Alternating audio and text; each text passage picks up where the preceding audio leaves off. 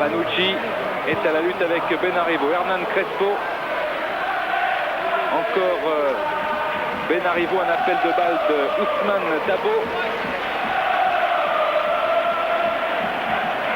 Ballon de Stanic, récupération, Seedorf.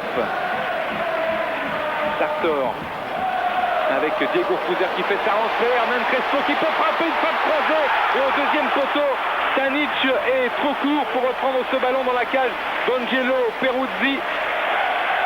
Superbe frappe d'Hernan Crespo qui réussit en général contre l'Inter. Stanic.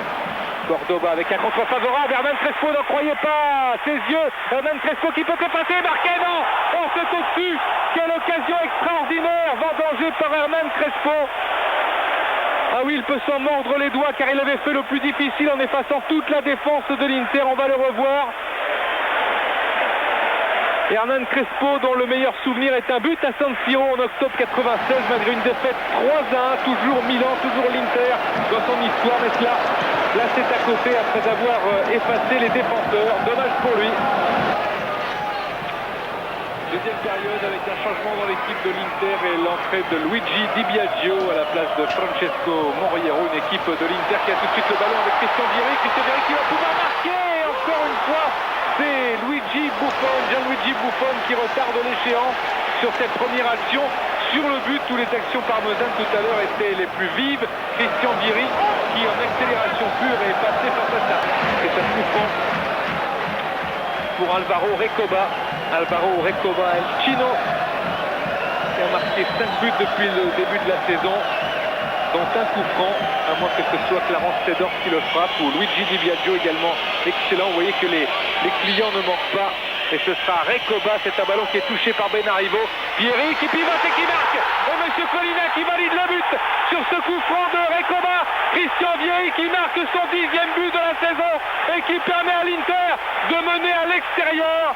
Le couple Vieri-Baggio marchait très bien, on l'avait vu en Coupe du Monde. Mais le couple Vieri-Recoba marche également. 10e but de la saison pour celui qui avait été blessé lors du match livré face au Torino. Ballon qui est contré par Benarivo et Vieri en pivot, dos au but. Il marque un but somptueux. Buffon est obligé de s'incliner et l'Inter qui marque à l'extérieur, qui a déjà gagné 3 fois à l'extérieur et récemment à Vérone, est en train peut-être d'éliminer sur ce coup-là l'un des candidats au titre également de champion. Et Vieri a pesé de tout son poids la joie de Roberto Baggio et de tout le banc de l'Inter qui mène maintenant sur le score de 1-0. Le plus dur est sans doute fait. Celui qui marquait le premier était bien parti pour être joyeux jusqu'au bout. Ouvert Paulo Sousa qui essayait d'effacer Di Biagio. Dino Baggio écarte sur Benarivo.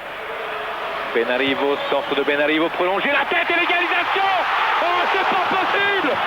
Ils sont maudits les parmesans avec ce réflexe déjà extraordinaire de Peruzzi, c'est vrai. Et Crespo en deuxième chance qui met ce ballon au-dessus de la cage d'Angelo Peruzzi. Quelle poisse pour l'attaque de Parme au moment. Regardez cette frappe et ce réflexe superbe de Peruzzi qui c'est vrai était un petit peu dessus sur ce ballon. Il était bien placé sur sa ligne. La tête fouettée violente. Walem, il attend le soutien et c'est Ousmane Dabo qui est là pour redistribuer les cartes offensivement. La tête de Di Vaio, encore Ousmane Dabo. Ousmane Dabo qui remet dans le paquet, mais ce sera pour Crespo. Crespo au-dessus. Crespo au-dessus après ce contrôle de la poitrine, mais je crois qu'il est sanctionné, d'où sa colère. Hernan Crespo, il était un petit peu dans la même position que Christian Vieri tout à l'heure. Et Alberto Malesani se plaint aussi peut-être que Crespo ait été tiré par le maillot. La passe d'Ousmane Dabo, regardez le duel. Crespo qui emmène de la poitrine et qui frappe au-dessus, peut-être sanctionné également d'une main parce qu'il avait les bras extrêmement rassemblés sur la poitrine et Cordoba avait levé le bras pour l'indiquer peut-être à l'arbitre. En tous les cas, c'est une occasion de vendanger, une de plus pour Parme. Georgatos qui va pouvoir centrer fort. Georgatos avec Roberto Baggio, Christian Vieri, et Vieri qui frappe au-dessus. Christian Vieri qui frappe au-dessus. Le trio Georgatos, Baggio, Vieri qui avait l'occasion de créer l'exploit. ici à Parme en obtenant le 2-0. Le contrôle de la poitrine superbe et la frappe. Le tirage de maillot, la main que Cordoba réclamait et la faute sans doute de Cordoba dans son élan. Crespo, c'est pas fini avec Stanic bousculé. Oh oui, c'est le penalty sifflé par Monsieur Colina. Monsieur Colina très certainement influencé par les nombreuses actions. Je vous disais tout à l'heure que Stanic faisait de plus en plus sur la défense de l'Inter dans les arrêts de jeu. Coup du sort avec ce ballon emmené par Stanic et le coup d'épaule de Cordoba. Et Monsieur Colina, influencé par les fautes à répétition ou les semblants de fautes à répétition de l'Inter, eh bien, donne un penalty, c'est du 50-50, il donne un penalty à cette équipe de Parme. C'est vraiment léger, mais Stanic a bien joué le coup, pourrait-on dire, et Cordoba, le Colombien, est fautif. Hernan Crespo, qui avait raté un penalty contre le Milan AC, mais qui en a marqué également un seul, est face à Angelo Peruzzi, l'homme de cette rencontre. Le duel, Crespo qui a raté nombre d'occasions, Peruzzi qui a sorti nombre de ballons, Crespo qui a le but de l'égalisation au bout du pied, peut-être qui va sauver Alberto Malesani, son entraîneur, du licenciement tout simplement. Crespo qui frappe et qui égalise pour Parme dans un Stadio Ennio Tardini en ébullition.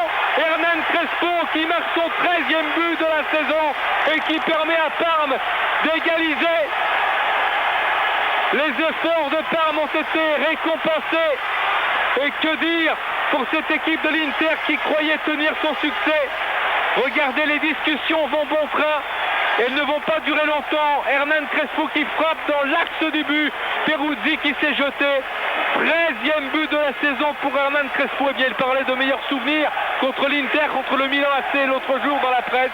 Ce sera certainement l'un de ses très bons souvenirs aussi, ce pénalty. Un but partout. Deuxième match nul obtenu de l'Inter à l'extérieur.